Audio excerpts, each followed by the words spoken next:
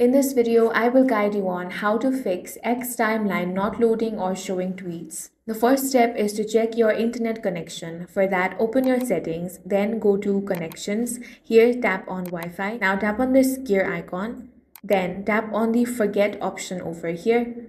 After that, restart your router, reconnect to Wi-Fi. You can also try switching between Wi-Fi and mobile data to see if that fixes the issue. The next thing you want to do is update the app. For that, head over to Play Store or App Store, then search for X. Now, if you find the update button, tap on that.